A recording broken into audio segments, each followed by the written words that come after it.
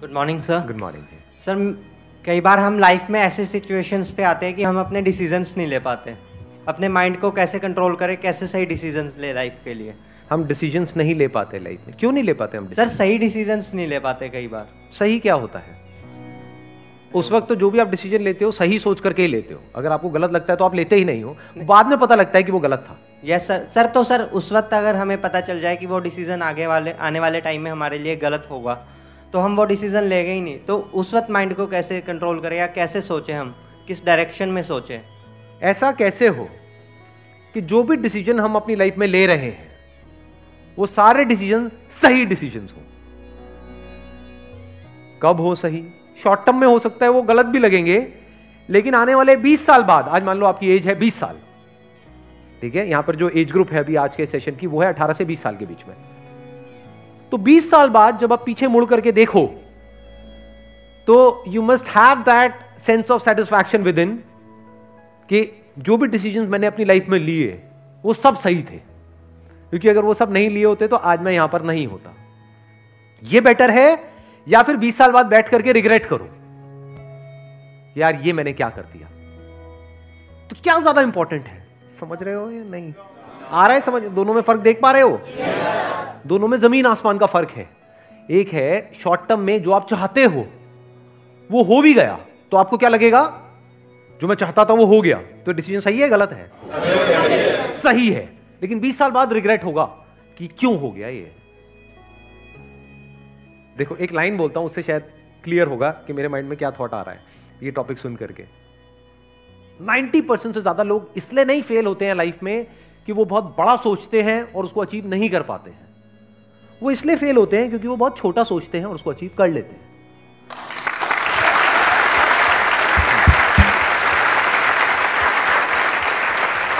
यानी लोग लाइफ में इसलिए नहीं फेल होते हैं कि जैसा मैंने चाहा वैसा नहीं हुआ। 90% लोग इसलिए फेल होते हैं जो आपने चाहा वो हो गया, क्योंकि चाहा ही इतना सा। मान लेते हैं कि अगर मैं एक टाइम मशीन में बैठ करके पीछे चला जाऊं, 18 साल पीछे चला जाऊं, और मेरी एज भी आपकी एज के बराबर है, मान लो 20 साल की है, तो अब मैं खुद को क्या सलाह दूंगा? खुद ही को मुझे देनी हो एक सलाह या एडवाइस देनी हो तो मैं क्या दूंगा? और वो एडवाइस ऐसी होनी चाहिए जिसके बाद में जो भी मैं डिसीजंस लूं अगले 18 साल में वो सारे डिसीजन सही डिसीजंस होने चाहिए। वो मैं आज देख सकता हूं, आप नहीं देख सकते। आपको पता है कि जो आप डिसीजन ले रहे हो वो सही है गलत है, वो तो 20 साल बाद समझ आएगा। फॉर एग्जाम्पल आप सिगरेट पी रहे हो तो ये डिसीजन सही है गलत है आज समझ आएगा? ये तो 10-20 साल बाद समझ आएगा ना। हाँ, ऐसे ही आज जो आप करियर चूज कर रहे हो उसकी वजह से क्या होने वाला है आपकी लाइफ में वो आज थोड़ी ना समझ आएगा, वो तो 20 साल बाद समझ आएगा ना।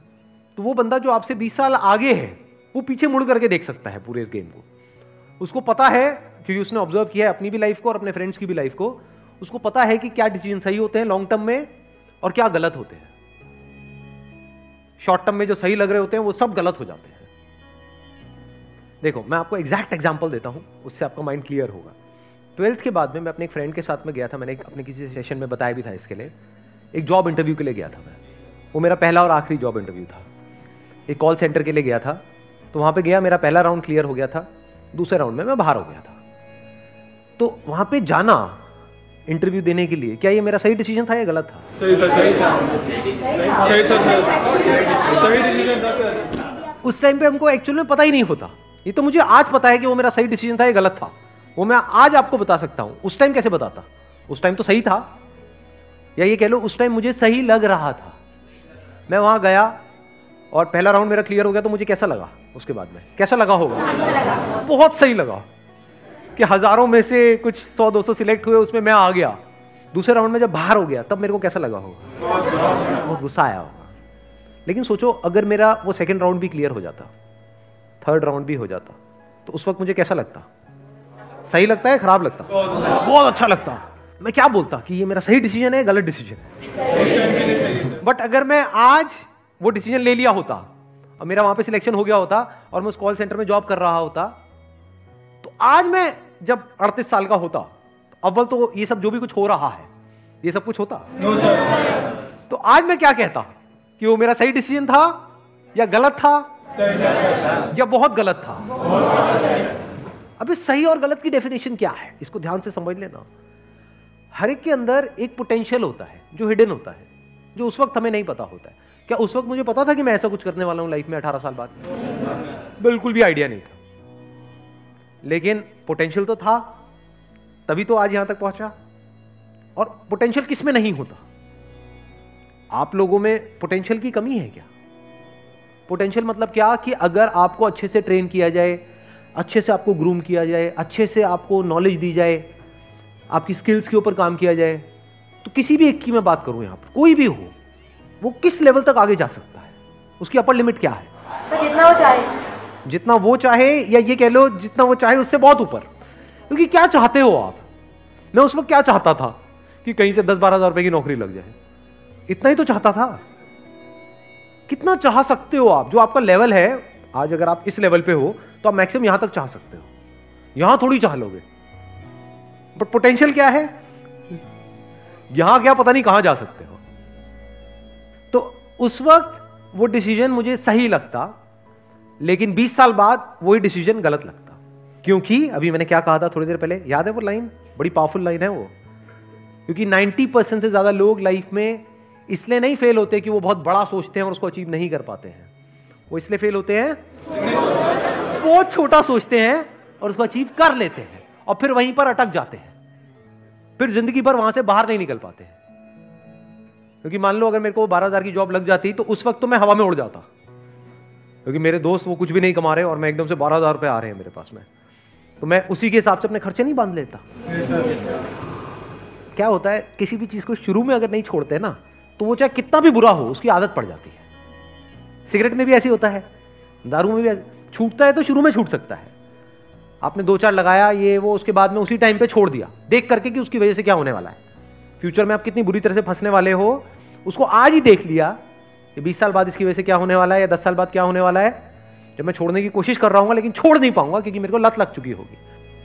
ऐसी करियर में होता है कि आज आपको देखना पड़ता है कि जो मैं आज कर रहा हूं उसका 20 साल बाद मेरी लाइफ पे क्या असर होने वाला है। और अगर वो क्लियर होता है, यानी वो वजह क्लियर होती है, तो आज ही आप छोड़ देते हो उसको, नहीं तो नहीं छोड़ सकते। घर वालों का प्रेशर होगा कि इतनी मुश्किल से तो मिली है, क्यों छोड़ रहा है, करेगा क्या, खुद को भी डर लगेगा, तो आदमी कहेगा जैसे चल रहा है चलने दो। फिर कुछ टाइम बाद आपको आदत ही हो जाएगी, फिर आपका जो थॉट प्रोसेस है या जो आपकी सोच है वो इसी दायरे में सिमट के रह जाएगी, उसके बाहर आप मरते दम तक निकल ही नहीं सकते। Never get into a comfort zone at this age. हाँ, कंफर्ट जोन जरूरी है if you are 30 year old, 40 year old, 50 year old, क्योंकि वहां कहां भटकते रहोगे, क्योंकि वहां पे आपके साथ में आपकी वाइफ भी है, बच्चे भी है, पूरी फैमिली है, सब कनेक्टेड। अभी कंफर्ट जोन में फंसने की जरूरत नहीं है, क्योंकि अभी जरूरत से ज्यादा कंफर्टेबल हो गए तो आगे जाकर के लाइफ अनकंफर्टेबल हो जाएगी। लाइफ में आगे बढ़ने के लिए ये इंपॉर्टेंट नहीं है कि आप क्या करते हो, ये ज्यादा इंपॉर्टेंट है कि आप क्या छोड़ते हो। ये बातें आज मैं देख सकता हूं, आप नहीं देख सकते इन सारी बातों। बहुत कुछ छोड़ना पड़ता है अलग अलग लेवल पे, तभी आप नेक्स्ट लेवल पे जा सकते हो। अगर एक लेवल से आप चिपक जाओगे तो उसके अगले लेवल पे कभी नहीं जा सकते। तो छोड़ देना होता है ताकि अगले पे जा पाओ, उसको भी छोड़ देना होता है ताकि और अगले पे जा पाओ, तभी नेक्स्ट जंप आप आता है। वो छूटता कैसे है? जब आगे कुछ बड़ा दिख रहा हो, तभी उस छोटे को छोड़ सकते हो। Wish you all the very best. Thank you so much for coming.